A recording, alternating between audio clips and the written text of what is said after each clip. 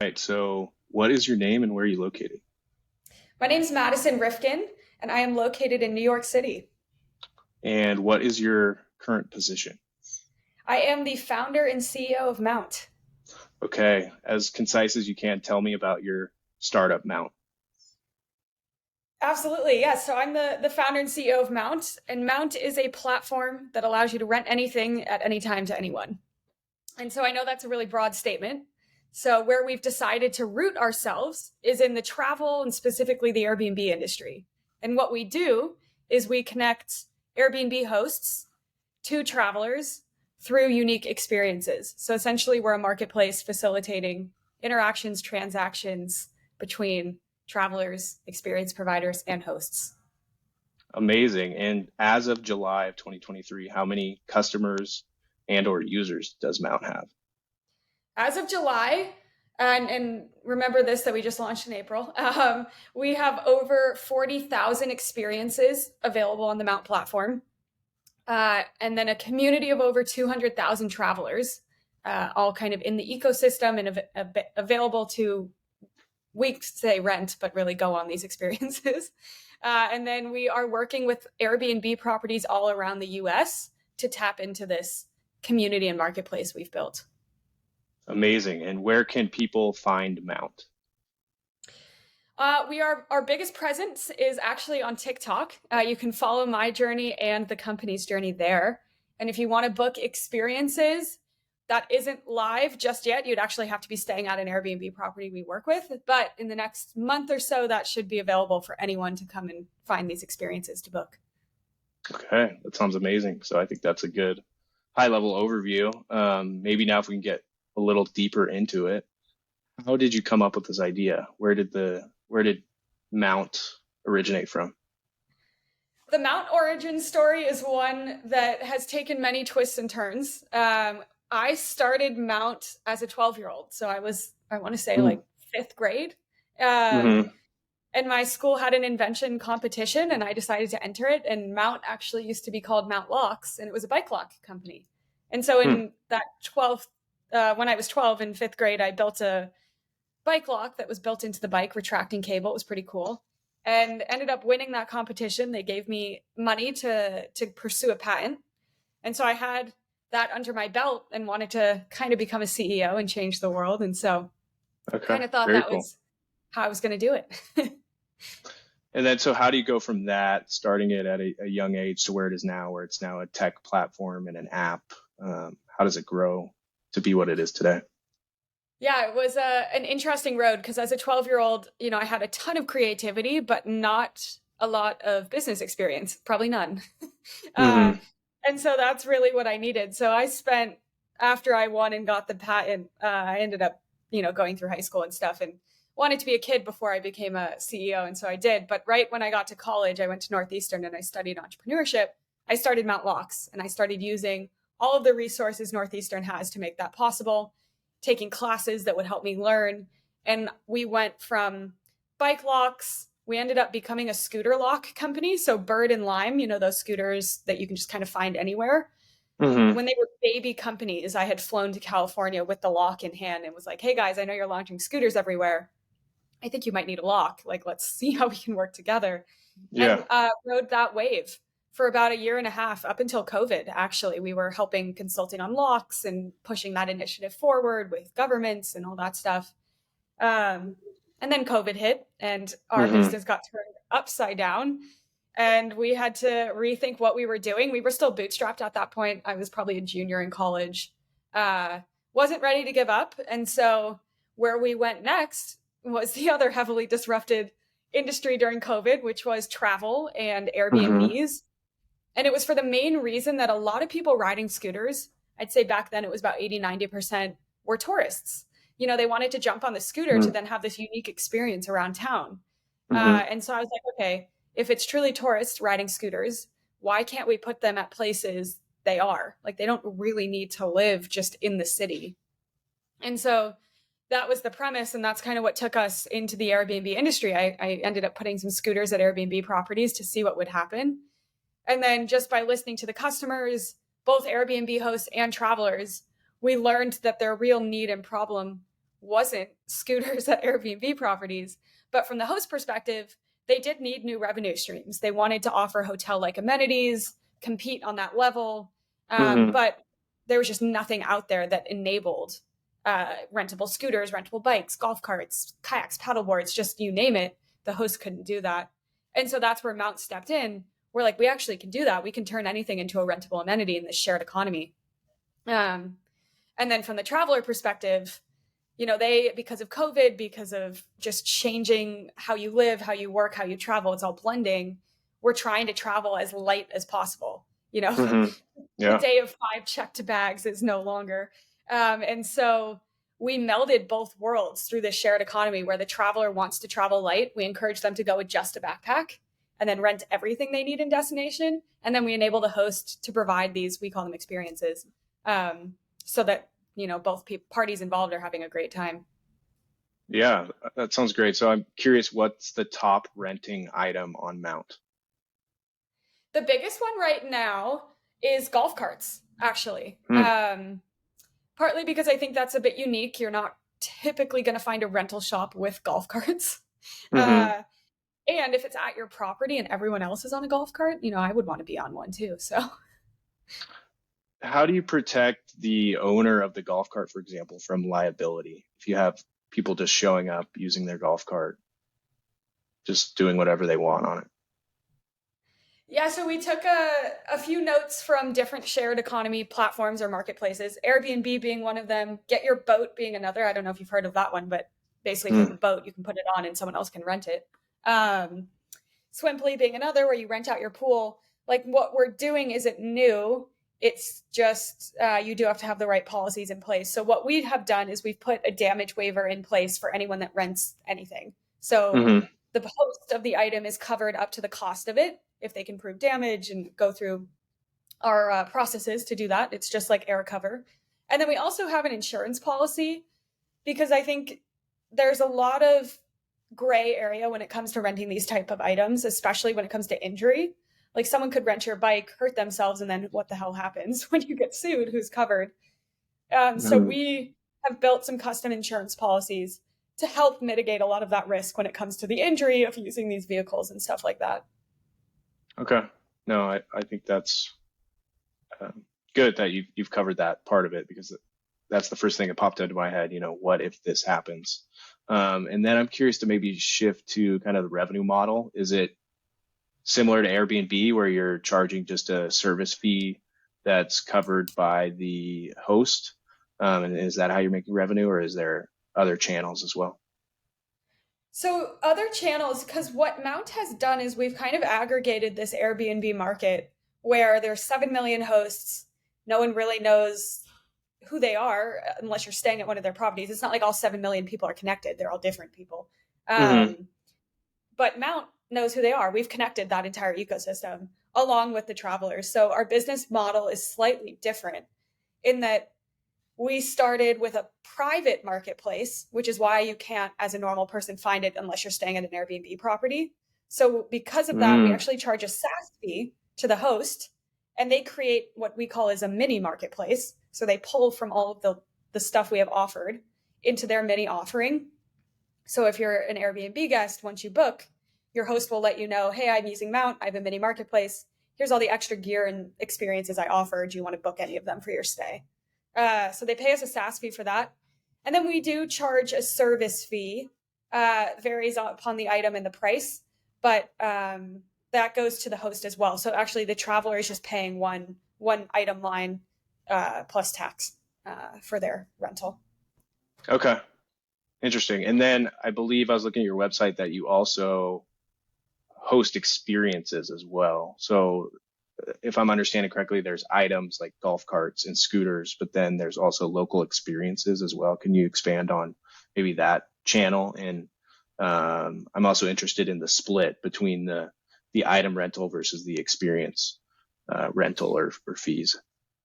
Yeah, no, it's a great question. So we try and categorize everything as an experience because that's what we noticed back in the day when people were even renting scooters. They were doing it to have an experience. It Hmm. wasn't to get point A or point B.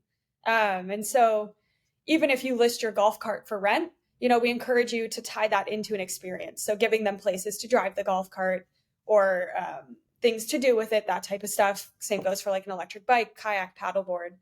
And then we noticed that there were a lot of locals who wanted to participate in what we were building. And it could have been your local surf shop down the road that takes and rents Hmm. surfboards by paper, very common. Or a retired air pilot who's like, I own a hot air balloon. I want to turn this into an experience for all the travelers. Like, can you help us do that? Um, and then, yeah, anywhere in between that as well. So that's our line is like, as long as it falls into the category of being an experience, being unique, and is hosted by someone who's very passionate about what's going on, like bring it into the marketplace. We'll figure out how it works and we'll get you connected directly to the travelers that are looking for these items. I guess you Hmm. could say it's kind of like Airbnb experiences, but taking it 20 steps further in that all of these experiences are rooted exactly in the properties where the guests are staying. So you don't just have to spend hours or months or days figuring out how to have the best vacation.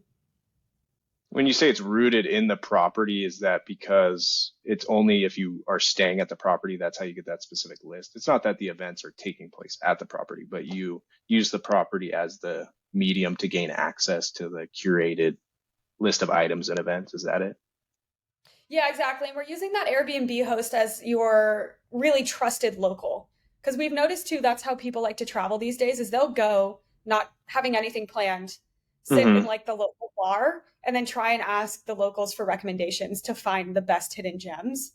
So we're basically automating that process so that your trusted local is your Airbnb host. That's a known fact.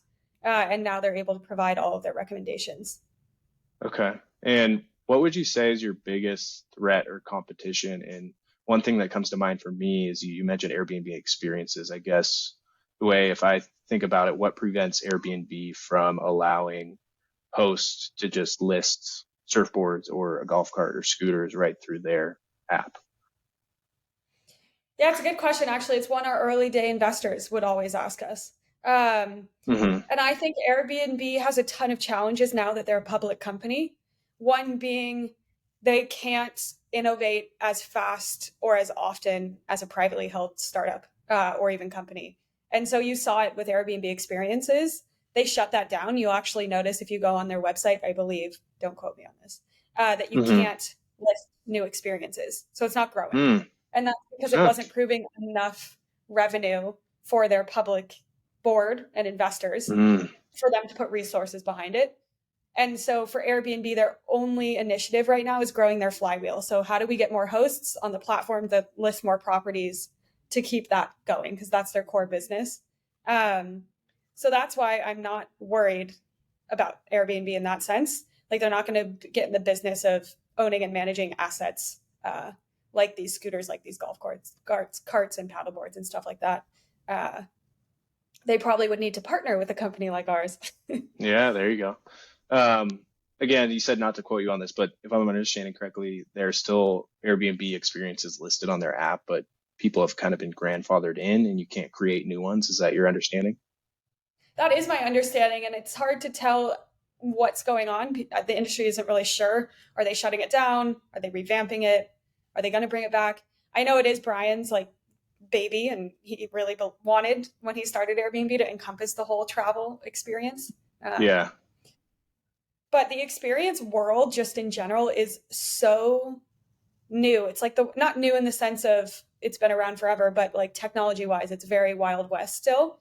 Like I think the Hmm. quote is 1 out of 3 experience providers is online and discoverable and bookable.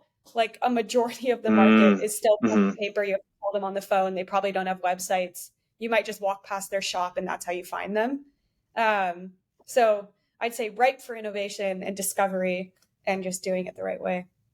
Yeah. So maybe you could talk about that a little bit, how you get small businesses and experience providers onto your platform and app. Is it relatively easily? And I just go back to the example you provided about the surf shop that only uses pen and paper. I would think they may be apprehensive to have to implement technology or whatever they have to do to be on your platform. So what's that process like? Yeah, it's very simple for vendors because we know that it's not a tech savvy industry and we want to be conscious of that. But we also want to make sure that these vendors are getting access to this unique group of travelers that are truly traveling to have amazing experiences.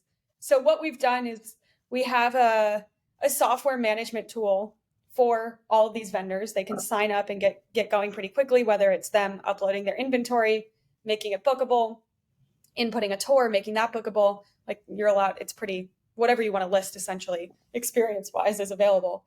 And then it gives you two widgets so you can embed those on a Book Direct website. You get listed in the Mount Marketplace. So there's a lot of capabilities for you.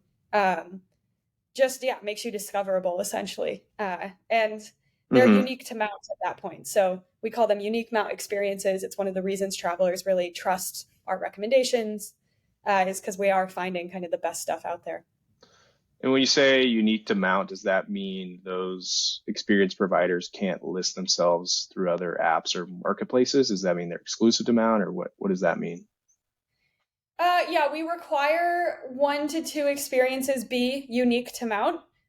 So if you're a surf shop taking your surfboard rental and turning it into something that's more of an experience, and that would only be listed on Mount, your surfing inventory can be other places. We don't care about that. Like, we don't want to hinder your business, but the stuff that's being listed on Mount is unique to us. We don't want other people, I think that's the issue with Viator, TripAdvisor, Boku, and all those other ones where even Get Your Guide, like you go, and honestly, this happens with Airbnb properties too. Like you're shopping around to find the best deal because it's listed on so many different places, and then pricing becomes an issue. It loses authenticity, and you're just going for the cheapest price. With Mount, we want you to just know that you're getting the best experience possible, and it's unique to us. Yeah, it's almost as if you're trying to not make it a commodity. The experience is no longer a commodity if you have exclusivity, right? Which I think is really cool. Can we go back to, you mentioned some of them, Viator, others. So if it's not Airbnb experiences, what do you view as your biggest competition? Is there anyone that is doing something very similar to you? I think there's different companies doing different aspects of Mount. Like, we mentioned Airbnb experiences. Get Your Guide is another good example of just like honing in on the way you book experiences. Very European based. And then we have other companies in the short-term rental space. We also have other companies in just the shared economy space. There was one, I don't know if it's around anymore, but it was called Fat Llama, and it was based out of the UK. And it was basically list stuff you have to rent and other people can come rent it. But I think the difference with everything is that they've all started very broad in this huge traveler ecosystem, or just people ecosystem if it's the renting of things. And it's very hard to establish, who you are and what you do if you're trying to service millions, billions of people. And so what Mount has done is we've reversed that. And we're starting very small, which is why we're really only in Airbnb properties right now. So we can start with those travelers, grow those seeds and roots, and then expand from there. Like eventually the goal would be Mount's influencing all travelers. So they're Mount travelers and they're traveling with a backpack, renting everything they need in destination and having these amazing experiences. But we're not starting there. That's the end goal. Okay. And can you go back to how consumers or guests in this instance get access to the Mount Marketplace? I believe you said that it's not a publicly available app to download. So are you relying on Airbnb hosts to make them aware of the Mount Marketplace? Yeah, as of right now, the Airbnb host is in charge of making the guest aware. So whether that be when you book your property and you get your confirmation email, in there it would say, hey, we're partnered with Mount. Here's our link to our mini marketplace. Go see what we have. And you'll probably get a few more emails or texts like that with the link, just reminding you, like this stuff is available. You should do this. When you get to the property, the host might have put up a flyer or a QR code where it's like, hey, here's all my local recommendations and experiences. But because actually, I didn't even touch on this in the business model. The host gets a piece of the revenue, especially if it's their items they're hosting. So it is in their best interest to make sure the guest is aware of this and can use it and engage with it. But yeah, and I would assume they would get the majority of the revenue. Is that correct? If they're renting their golf Yeah, cart, for exactly. example. Whoever's hosting the experience gets the majority. And so just kind of the customer experience or the guest experience, they scan that QR code. Is it just taking them to a marketplace within a web browser, or at that point, do they have an app to download once they get introduced by an Airbnb host? No, everything is web based, so no app that you have to download. We figured in this day and age that people don't like to download apps, and so why force them to download another when it can just be web based? Um, so that's where we live right now.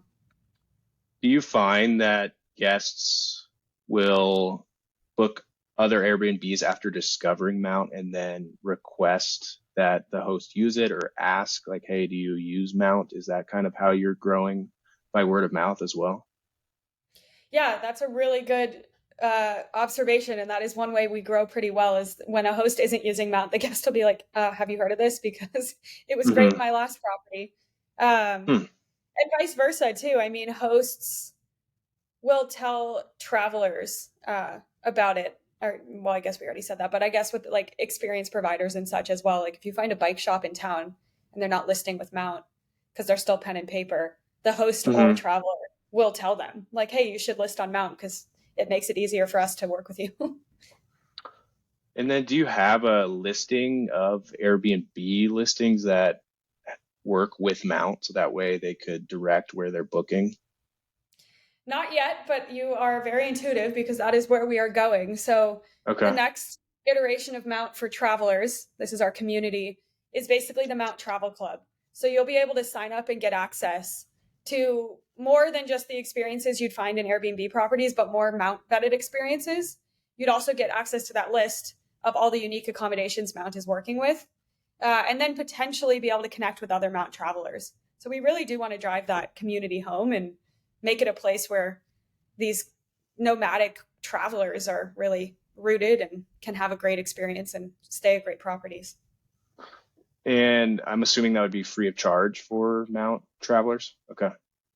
Yeah, and so maybe another area I'm focused or interested in is your growth strategy. So like maybe, and we've touched on a little bit of this already, but from the guest perspective, and you just talked about that, and then also from the host or the experience provider perspective, maybe at a high level, like strategies on both ends. And again, I think you've touched on pieces, but maybe if there's anything we haven't talked about yet. Yeah, and it's interesting because marketplaces are probably one of the hardest businesses to start just because you always have that chicken and egg problem where if you don't have enough hosts or Hmm. experiences, then why on earth would travelers use you? But you also need the travelers to get the marketplace going. Same goes for pretty much any marketplace that you would try and stand up. But once you get that flywheel going, it's kind of like a wheel you can't stop. And Hmm. so, where is that tipping point and what's going to get it going? We are right in the process of the wheel is going, but what's going to get it going faster? And for us, it's a lot of referral programs actually. So we're just needing to formalize them. Right now, they're very word of mouth. But putting in an incentive program for travelers to tell their Airbnb hosts about using Mountain if that host signs up, giving travelers credit towards stays Hmm. as well as experiences. And then the hosts love to talk to each other as well. So getting hosts to sign each other up. And then the last one actually is hosts typically always have a Rolodex of experience providers that they'll send their guests towards anyways, because the guest always asks, what should I be doing? Where should I be going? And Hmm. the host has their pre vetted list and they just copy and paste it. And so we've noticed a really good referral program with hosts and vendors, like experience providers, where the host will sign up their entire Rolodex on the spot. And so that's really gotten things moving as well. Okay. One thing I just thought of, so a host refers a guest to a bike shop down the street. What prevents the guest from just taking that referral and just going to the bike shop owner and just paying them cash just to rent a bike, and then they kind of sidestep the Mount experience? And I go back to the revenue model you were speaking about. Is it that that bike shop already is paying you a monthly subscription fee, and so therefore it doesn't matter, and that service fee is not the core of the revenue? Or, I mean, how do you address that concern? The way we're addressing it right now is that all prices are the same. So we're not the type of establishment that marks things up Hmm. because it's on our platform. So, for example, if their inventory is on Mount, let's say their bike rental is $40 an hour. Even if the guest were to go to that bike shop and pay them in cash, it would still be $40 an hour. Okay. So there's really just no reason to do that, especially since people don't carry cash. So that's the way we're building that barrier right now. But honestly, your idea about the SaaS fee to the vendor, honestly, is kind of cool too. So we'll see about that one. Yeah. Okay. Interesting. And then I kind of want to pivot to growth plans, maybe as you look 1 year into the future, 5 years, and then as you look down the line, like ultimately, what is the goal? Is it an exit or an acquisition, or is it I want to run Mount and build it into a huge brand for the rest of my career? So maybe you can speak to uh, anything along those lines. Yeah, so growth plans for Mount is we've raised 2 rounds of funding. So we're in a Hmm. pretty good spot right now for our runway and team growth and just product growth. So that's really our focus over the next year or two is let's just grow this pretty big and get to a point where that flywheel is just turning very fast and we're just onboarding customer after customer after customer and facilitating transactions across the travel ecosystem. I think really looking to the future, Mount has 2 paths. One in the next 3 to 5 years would be like an acquisition or a partnership where there's a company out there that really wants access to what we've built as a community from the traveler perspective, the hosting perspective, this experience perspective. And they acquire us because they want to embed this into their core business. A great example could be someone like United Airlines, who is Hmm. selling travelers tickets, but maybe they want more access to travelers that we have, and they want to add on experiences. Like that would be a good acquisition. Um, Hmm. an Airbnb isn't really too far off either, I don't think. Hmm. But I do think if all goes according to plan, Mount could become this huge travel brand where we've leapfrogged Airbnb, all the other travel companies, and become this massive brand that nomadic travelers are just living the ethos of. Hmm. And they are Mount travelers. And so at that point, if we become that big, probably can't go anywhere. So, we'll be running this thing into the Patagonias of the world. Yeah, if you go that route, I mean, is there a desire to take Mount public? I mean, have you thought about that at all? I have a little, and I have a very strong opinion on public companies, and hopefully this, doesn't stir up too much on the internet. But I think when you take a company public, you very much need to be a consumer brand, or at least some huge, large set of customers needs to know who you are because it's Hmm. the public market that's buying your stock. In our industry, actually, we've had some recent stock failures or like public Hmm. company failures, one being Vacasa, another being Inspirato. And there's people in our industry wondering why those public stocks didn't do very well. And I'm like, well, the general public doesn't know those companies. I mean, I don't know if you even know those companies. I've heard of Vacasa, I think, but I don't know a lot about it. So yeah, you're right. Yeah, and it's not something that you like attribute your brand or anything to, and so you had no incentive to buy the stock. So I think Mount has the potential to be a public company if we are a big enough brand that consumers resonate with, Hmm. because then they'd all want a piece of what we're building. But at the same time, taking a company public has other repercussions and limitations. So I think it's just weighing of pros and cons. Yeah, cross that bridge when you get to it, right? Exactly. But if we're there and I'm questioning it, then that's a pretty cool place to be. Yeah, 100%.